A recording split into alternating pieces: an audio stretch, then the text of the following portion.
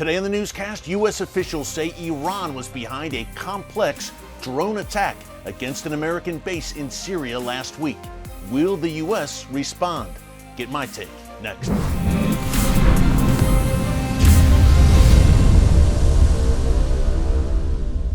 Hey folks, Erick Stakelbeck here. Welcome to the Watchman Newscast. We've got an update on a major story that we first reported here on the newscast last week, a drone attack against a U.S. base in Syria, the Al-Tanf base, which is situated near the Syrian-Jordan border in a very remote desert area. It was struck last week in a drone attack. As we reported here in the newscast, there were no casualties, but new details are emerging. We initially suspected last week that it was indeed Iranian-backed Shia militias carrying out this drone strike against the base, but we didn't have many specifics. Now they are coming to light. Yesterday, Monday, October 25th, U.S. officials said they believe the Iranian regime was behind this drone attack against the Al-Tanf base, which houses U.S. soldiers and also Syrian opposition forces. Now, U.S. officials believe at least 5 drones packed with explosives were used to attack this base. This is obviously a hallmark of Iranian attacks across the region in recent months that we've talked so much about here on the newscast, that growing Iranian drone arsenal. Well, U.S. officials believe that this wasn't directly Iranian forces launching the drones, but Iran certainly supplying the drones, number one, to proxies and coordinating the attacks. U.S. officials at the Pentagon say this was a complex operation that was carried out last week against the Al-Tanf base. And again, it has all the hallmarks of the Iranian regime. Now, the Iranian regime has not claimed responsibility for this attack against U.S. forces in Syria. No big surprise there. But folks, you do the math and decide if this was an Iranian-engineered attack.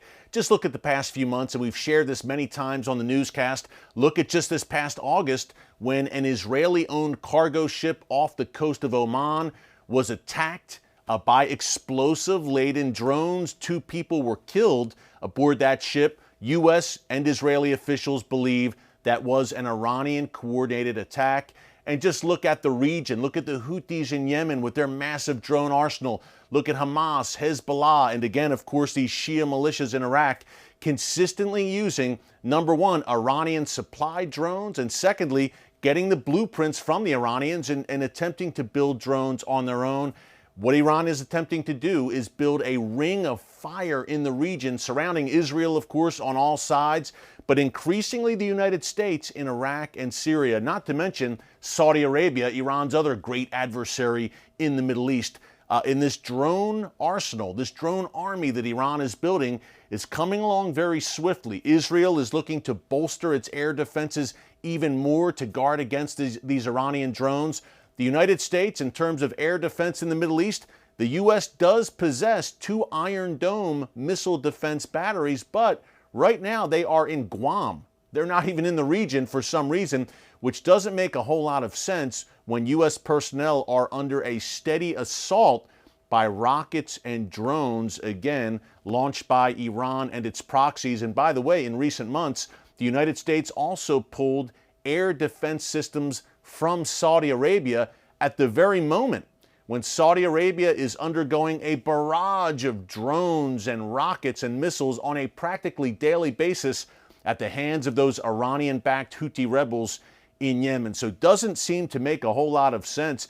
Hey, last month, Benny Gantz, the Israeli defense minister, actually pointed out a base in Iran where Iran is training its proxies in the finer arts of drone warfare. So this is a serious and growing threat that is, in a way, changing the shape of warfare in the region. The big question now, in the wake of the attack on the Al-Tanf base in Syria, will the United States respond? Now, think back to February 2021 and late June 2021. In those 2 instances, the United States launched airstrikes against these Iranian-backed militias along the Iraq-Syria border. That was in the wake of attacks, drone and rocket attacks against U.S. facilities and personnel in Iraq. So the Biden administration, in those 2 instances, did respond. No word yet, obviously, on whether the U.S. will strike back in the wake of this latest attack, which again, folks, the Pentagon is saying it, and on the surface, it's pretty clear this was a pretty complex attack. At least 5 drones packed with explosives. This is a serious incident, to say the least.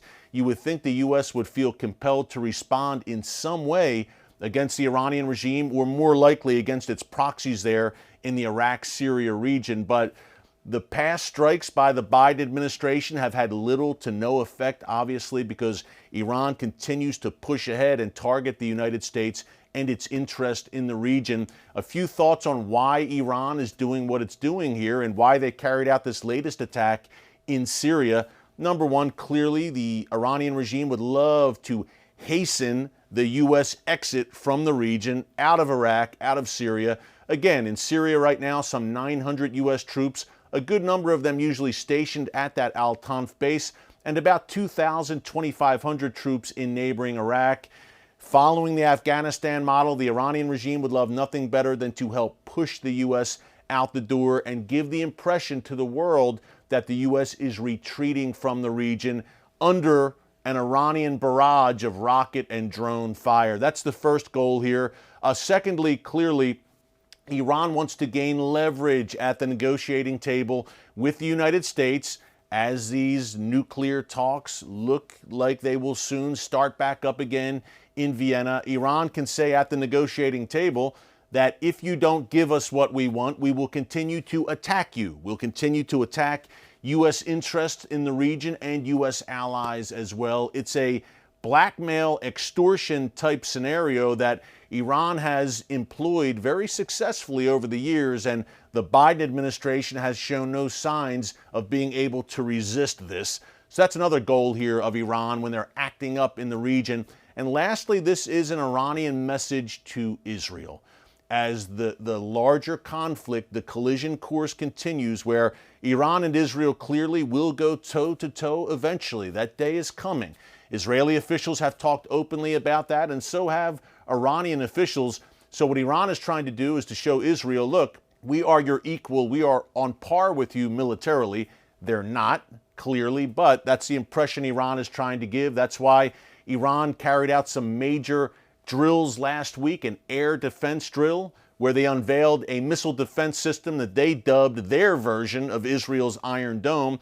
Also, Iran conducted a major Air Force drill last week as well. At the same time, Israel is in the midst right now this week of its largest aerial drill ever, Operation Blue Flag 2021. It's Israel and 7 other nations, including the United States. As you can tell, a lot going on in the world's most chaotic and pivotal region, the Middle East. And tomorrow on a Watchman live stream, we're going for 1 hour straight from 4 p.m. to 5 p.m. Eastern Time right here on our YouTube channel. And we will also take your questions about all of these events, happenings, and the prophetic implications.